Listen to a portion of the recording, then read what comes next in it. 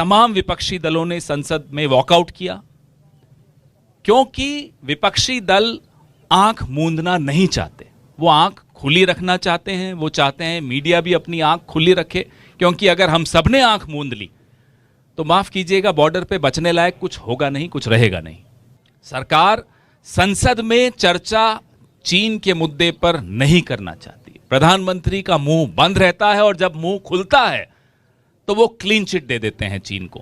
20 जून 2020 को जो उन्होंने क्लीन चिट दी, आज तक हिंदुस्तान उस क्लीन चिट का खामियाजा भुगत रहा है। हर बॉर्डर पे चीन के साथ हम उसका खामियाजा भुगत रहे हैं, क्योंकि चीन को समझ में आ गया है कि हिंदुस्तान का प्रधानमंत्री अपनी छवि से ऊंचा और किसी चीज को नहीं मानता। भारत की सीमाओं की सुरक्षा को भी वो अपनी छवि से नीचे मानते हैं, ऊपर नहीं मानते।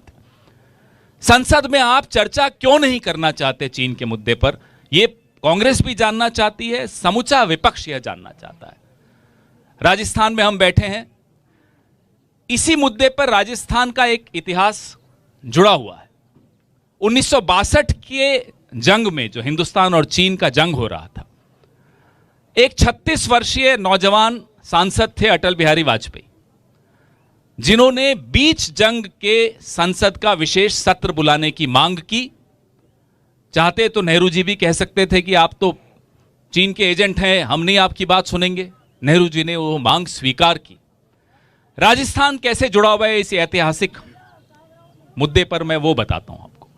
पाली से एक सांसद हुआ करते थे, हमारे सहयोगी हैं अभिषेक सिंघवी जी, उनके पिताजी निर्दलीय सांसद थे।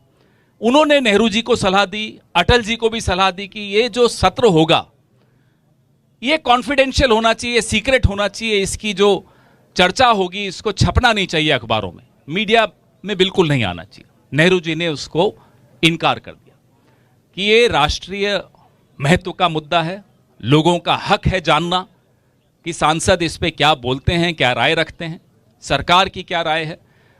नेहरू जी ने जिद की कि संसद में चर्चा होगी और वो चर्चा कोई कॉन्फिडेंशियल चर्चा नहीं होगी, सबको मालूम होना चाहिए क्या हुआ। 165 सांसदों ने उस चर्चा में हिस्सा लिया, अपने अपने विचार रखे। कांग्रेस के सांसद महावीर त्यागी हुआ करते थे, खुलकर उन्होंने सरकार से सवाल पूछे, अपनी ही सरकार से सवाल पूछे, और उन्हें किसी ने रोका नहीं। ये कांग्रेस की परंपरा ना तब थी ना आज है। मोदी जी को